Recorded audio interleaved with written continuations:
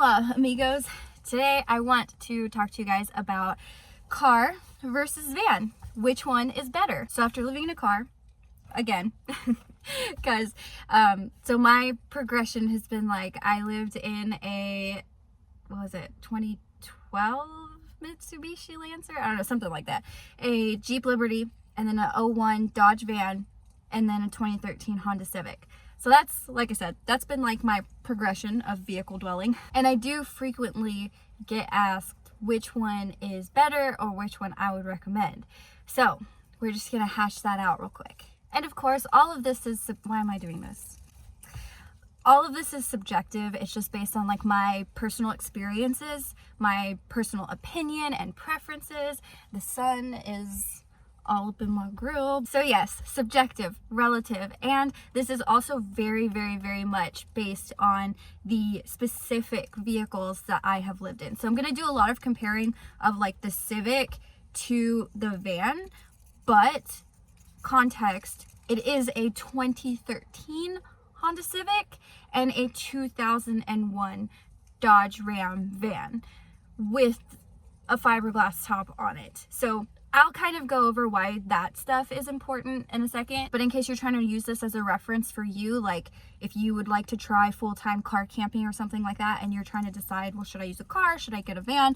You know, what should I do? Then just keep in mind, a lot of this is me referencing a 2001 Dodge Ram van, not a new like Sprinter van, because I think in some instances, like the things that I'm going to point out, it would be a little bit different. So yes, but I still think this is beneficial because it is, you know, comparing the size and everything of the vehicles and their functionality and how they either enable you or kind of hinder you when you are out on the road. Or, you know, if you just think I'm a psycho and decided to ditch my van for a Honda Civic, which is not permanent by the way, then maybe this will shed some light on why I did that.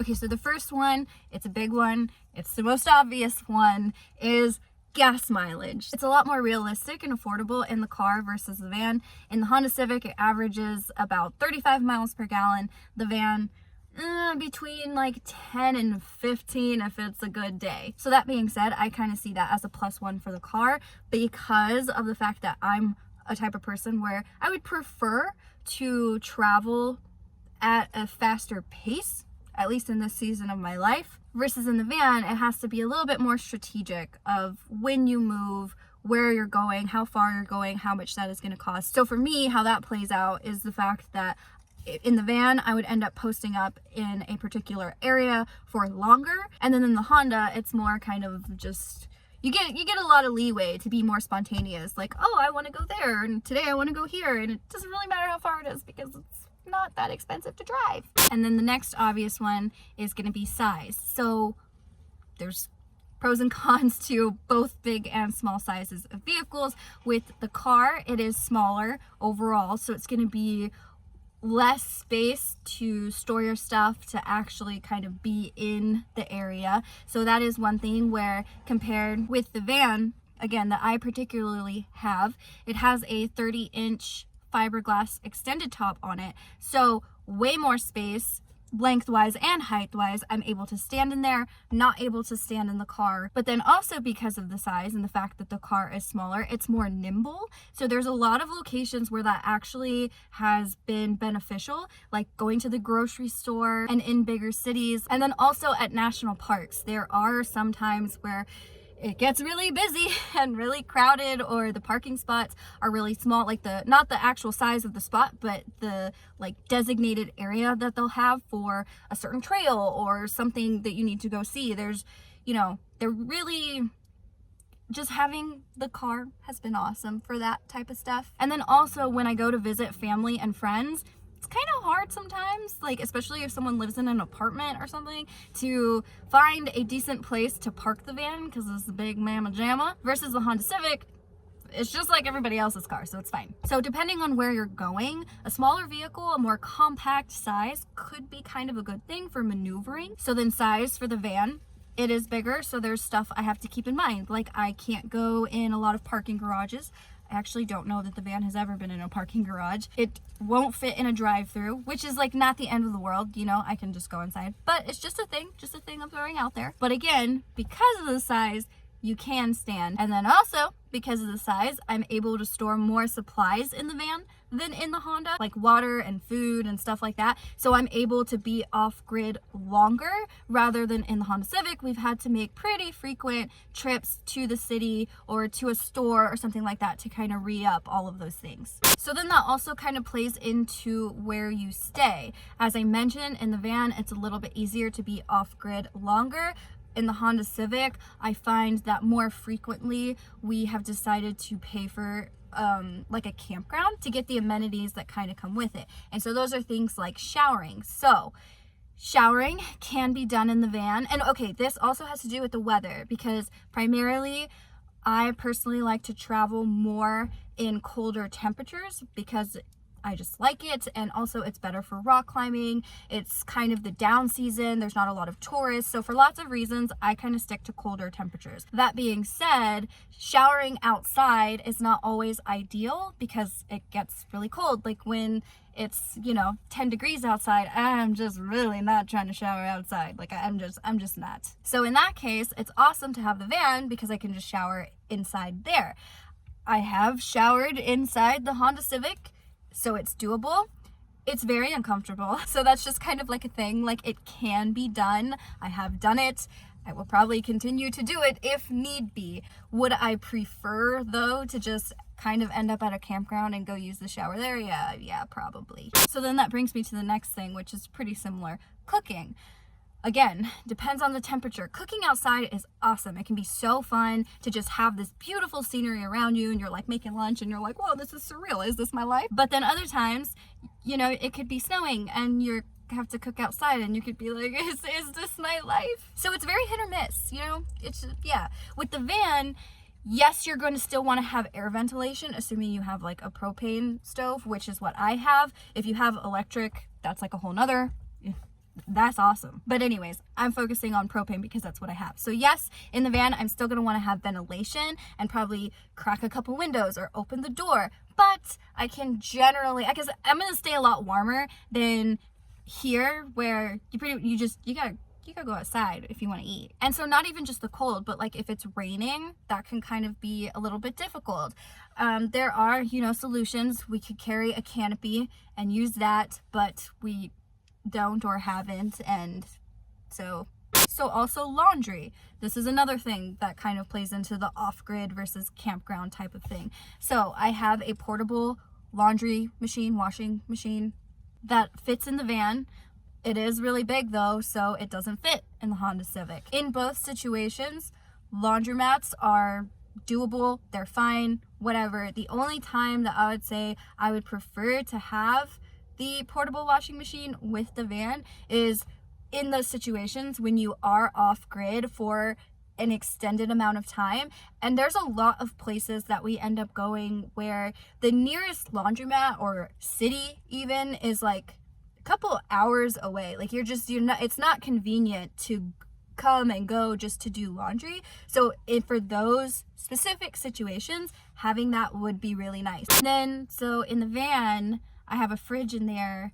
In here, there is no fridge. Again, this is why I mentioned earlier that this is particular to my personal experience, because I have seen people who live in, you know, regular 4-door sedans, and they'll put a fridge in their vehicle. They typically only have one person living in the vehicle, so they've got more space, but it's possible. It's just in my situation, we don't have one in the Honda. There is one in the van. So that point goes to the van. On the topic of driving, the Honda, I definitely prefer it when it comes to like really steep terrain and you get in those like high percentage grades, especially like in the mountains and stuff. I feel like I don't worry about the Honda overheating versus the van. It's never overheated before, but it is an older vehicle. So another one where like if you had a newer van, maybe this would not be so much of a concern. I still, you know, because it's heavier and you're on a really steep incline or decline, you would want to go slower and, you know, make all the appropriate adjustments, etc., etc. But I don't know. I don't know if it's just like a me thing or what, but I definitely feel like this is more chill in that regard versus the van that I have. Is this been in this shot the whole time? Whatever, I can just stay there, so. And when it comes to potentially having some mechanical issues or things like that, it is easier to find parts or find someone who can work on a Honda Civic, even if it means like doing it ourselves. It's easy. It's way easier to, under the hood of this thing, I could do some things. Under the van hood, the thing, because the way it's built and it's like all smushed together, it's just like, I feel bad when people have to work on it because it's just, I don't know. If you have an old van that style, you know, like they literally put everything, it's like stubby, so it's cute, but everything is like jam packed on top of each other. And then just reaching your arm in there, like the thing is, there's a lot happening in there in a really small space. There's been some times where I've had to wait on a part, or they couldn't find one, or, you know, you have to go through the junkyard and stuff like that. And on that note, I forgot this.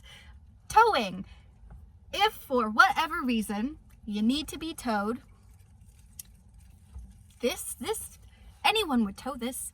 Like, and I mean, like I have AAA, so I don't necessarily worry about it too much because I have roadside assistance for the full, it's like the most premium thing you can get. It's like 200 miles or something like that for free because you pay the membership, whatever. So it's technically not free, but like it is. No one would question towing a Honda Civic. The van, on the other hand, I have had, okay, I don't want to make it sound like the van has broken down a bazillion times because it hasn't, but just know that there are some times that I have had some issues with the van needing to be towed and people kind of being like, we can't tow that, we don't want to tow that because it's big, it's heavy, it's big and it's heavy. And part of my decision process in choosing to go in the Honda Civic versus the van for this particular route, because it was going to be really far, I just didn't trust that. I didn't think the van was going to break down. You can also never not think that a vehicle is going to break down. You feel me? You just got to be prepared. And that was just something that I was like, okay, I know in this state, this state, and this state, and this state, those are the rules for towing. Those are the experiences I've had.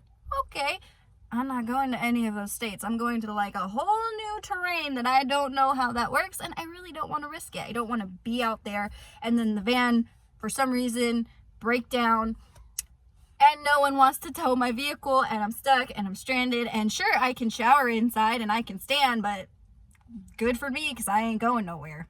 Oh, this brings me to one that I forgot about, the stealth factor. So in a van, you're not as stealthy as you are in a car. Last thing, this is the last one that I can think of, I think.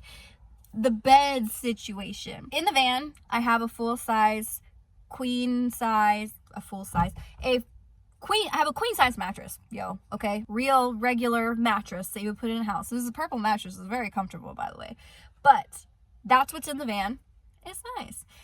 In here, we sleep on inflatable sleeping pads, which are actually very comfortable. So that's not a pro or a con, really. I actually do not prefer one over the other, which is very strange because I thought I was gonna hate the inflatable air mattress. It's not an air mattress, it's one of those camping sleeping pads. I will say the negative aspect there is that, well, the positive for the van is that it's a permanent bed setup. The mattress is there, it lives there, and that's it. Whenever you're ready to go to bed, you can just lay down. Or when you're not ready to go to bed. How about them apples? Because in here, the way the bed is set up, you have to move these seats all the way forward, set up the bed, the wooden part, and inflate the air mattress. I keep calling it an air mattress. Whatever, y'all know what I'm talking about. Maybe not, but anyways, so it's like a process. So anytime that you want to go to sleep, or when we start the day, we have to move all of the things everywhere, set up the bed or put the bed back, and it's a whole process, like a whole process. It really doesn't take that.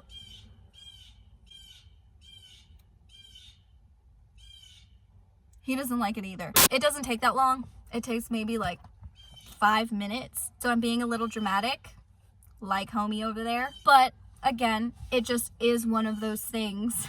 I can't. It is one of those things that I think he hates me. We have to do in here that I do not have to do in the van. And okay, real last thing, because this reminded me.